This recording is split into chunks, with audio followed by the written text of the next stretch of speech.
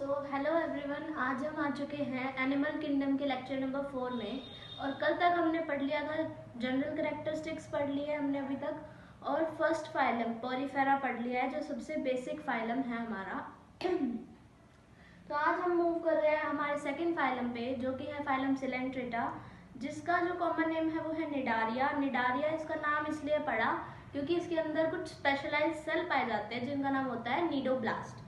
अब हम उन नीडोब्लास्ट्स का भी देखेंगे क्या काम होता है, क्यों ये इतने स्पेशल सेल्स होते हैं सिलेंट्रेट्स के अंदर। तो स्टार्ट करते हैं आज का लेक्चर। तो सिलेंट्रेटा के अंदर टिश्यू लेवल ऑफ ऑर्गेनाइजेशन होता है, पोरीफेरा के अंदर सेलुलर लेवल था, यानी यहाँ पर थोड़ी सी एडवांसमेंट हुई है। यहाँ पर रेडियली सिमेट्रिकल ऑर्गेनिज्म होते हैं। रेडियली सिमेट्रिकल यानी कि कहीं से भी कट करो सेम पीसेस में वो डिवाइड हो जाएंगे। डिप्लोप्लास्टिक होते हैं। डिप्लोप्लास्टिक यानी दो जर्म लेयर होंगी, एक्टोडर्म एंडोडर्म।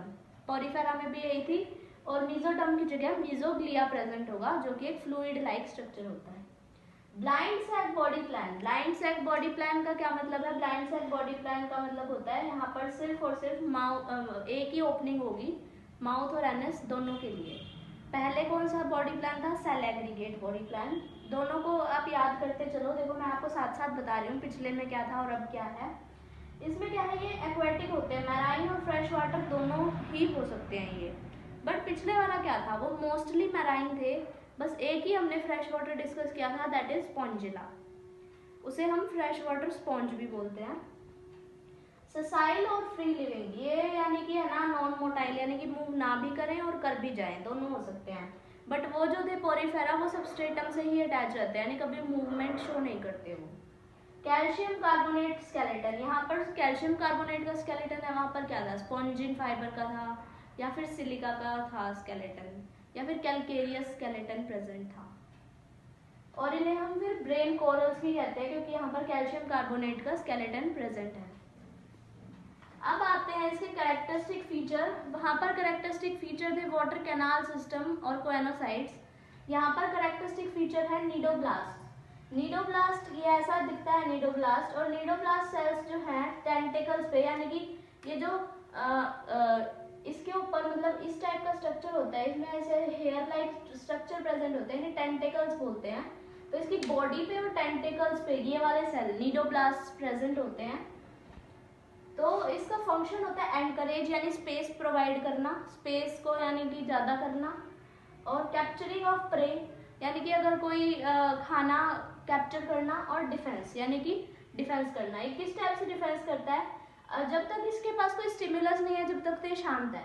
बट मान लो हाँ आसपास कुछ भी आ रहा है, प्रे वगैरह आ रहा है या कोई अटैक कर रहा है, तो ये जो अंदर हिप्नोटॉक्सिन का एक केमिकल स्टोर करती है, जो नीडल है ना, इसे हम हिप्नोटॉक्सिन नीडल बोलते हैं। ये एक हिप्नोटॉक्सिन नाम का केमिकल स्टोर करती है। जब भी कोई बाहर ऐसे इसको स्टिमुलस मिलता है, आता है, तो ये सारा बाहर जाके ऐसे एकदम से उस पर लग जाती है ये, और वो चीज़ जो है वो मर जाती है। अब अगर इसे उसे खाना है तो वो उसे अंदर ले लेता है, लेकिन अगर किसी ने अटैक करा था, सिर्फ मारना था, तो वो उसे मार देता है। और ये जो नीडोब्लास्ट है ये फिर से यूज़ नहीं हो सकता। एक नीडोब्लास्ट एक बार ही यूज़ होता है और फिर वो अपने आप को ख़त्म कर लेता है। ख़त्म कैसे? उसकी बॉडी ही जो होती है वो उसे खा जाती है, यानी कि फैगोसाइटोसिस हो जाता है।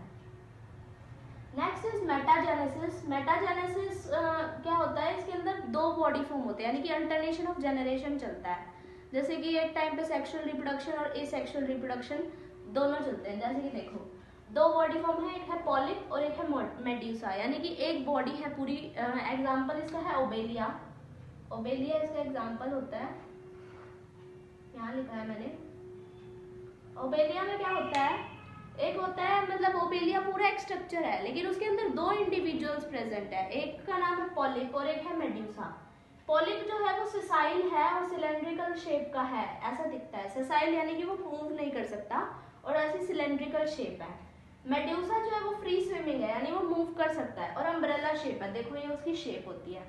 तो जो मेड्यूसा है वो सेक्सुअल रिप्रोडक्शन करके बनाता है पॉलिप, और जो पॉलिप है वो एसेक्सुअल रिप्रोडक्शन करके बनाता है मेड्यूसा।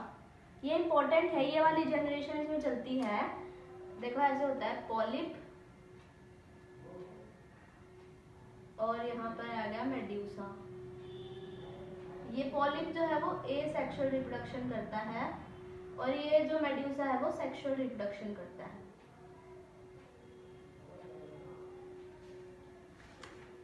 अब हम पढ़ते हैं सिलेंट्रेटा के बारे में आगे।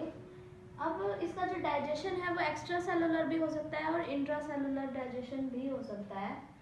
और एक्स्ट्रा सेलुलर का मतलब इसमें मतलब सिस्टम भी हो सकते हैं अलग, मतलब है ना, जैसे कई सारे सेल्स मिलके भी डाइजेशन परफॉर्म कर सकते हैं। और इंट्रा सेलुलर यानी एक ही सेल के साइटोप्लाज्म के अंदर भी डाइजेशन हो सकता है। Respiration and excretion body surface यानी डिफ्यूजन के थ्रू होता है, यानी कि है ना बॉडी जो है वो डायरेक्ट कांटेक्ट में रहती है बाहर के एनवायरनमेंट के, उससे ही वो एयर ले लेती है और उससे ही अपना जो बेकार का मटेरियल है वो एक्सक्रीट आउट कर देती है। स्केलेटन इसका, कुछ सिलेंट्रेट के पास एक्सोस्केलेटन होता है कैल्शियम कार्बोनेट का। हमने अभी पीछे एग्जांपल देखा था ब्रेन कॉरल्स, उनका साइंटिफिक नेम होता है मिएंड्रीना। न्यूरॉन्स प्रिमिटिव टाइप के यहाँ पर प्रेजेंट होते हैं, यानी ज़्यादा डेवलप नहीं होते। और प्रिमिटिव टाइप ऑफ न्यूरॉन्स जो होते हैं वो एपोलर न्यूरॉन होते हैं, यानी जिनमें कोई भी प्रोसेस नहीं होता, वो मतलब फॉल्स टाइप के न्यूरॉन्स होते हैं। रिप्रोडक्शन यहाँ पर एसेक्सुअल और सेक्सुअल दोनों मेथड से हो सकता है। एसेक्सुअल रिप्रोडक्शन होता है बडिंग के थ्रू और सेक्सुअल रिप्रोडक्शन होता है गैमीट फॉर्मेशन के थ्रू। कहीं पर भी जब सेक्सुअल रिप्रोडक्शन होता है तो गैमीट फॉर्मेशन होता ही होता है। डायरेक्ट और इनडायरेक्ट डेवलपमेंट, इनडायरेक्ट का मतलब क्या है, यहाँ पर लार्वल स्टेज बन भी सकती है और नहीं भी, यानी डायरेक्ट भी हो सकता है इनडायरेक्ट भी। इसके एग्जांपल है Physalia, Portuguese man of war, इसका साइंटिफिक मतलब कॉमन नेम है Pennatula sea pen, Gorgonia sea fan, Obelia, Meandrina brain corals, Hydra, Aurelia यानी जेलीफिश और सी एनेमोन एडेम्सिया। ये आपको मतलब है ना पढ़ के बार बार पढ़ोगे तो अपने आप याद हो जाएंगे, कोई ट्रिक याद करने की कोशिश मत करना। इनके जो एग्जांपल्स हैं वो बार बार रिवाइज करो, एक दो बार पढ़ो अच्छे से, अपने आप आपको याद होने लग जाएंगे। और बाकी इनमें से है ना बहुत ज़्यादा इम्पोर्टेंट तो ओबेलिया, मिएंड्रीना, फाइसीलिया है। गोर्गोनिया और पेनेट्यूला इतना नहीं, गोर्गोनिया फिर भी पूछ लेते हैं। और मतलब वैसे तो सारे इंपॉर्टेंट है, सारे पूछे हुए हैं, बट ये वाले ज़्यादा इंपॉर्टेंट है थोड़े, मिएंड्रीना फाइसीलिया वाले एग्जांपल्स हैं और जो पेनेट्यूला गोर्गोनिया है, सो इन्हें याद कर लो। और आज के लिए इतना ही। कल हम अपना नेक्स्ट फाइलम पढ़ेंगे जो कि है टीनोफोरा, जिनका कॉमन नेम क्या होता है कॉम्प्लेट या फिर कॉम जेलीज, जो जिनका नाम होता है बायोल्यूमिनेसेंस की प्रॉपर्टी शो करते हैं ये। इसके बारे में कल डिटेल में हम पढ़ेंगे। सो आज के लिए इतना ही। Thank you so much.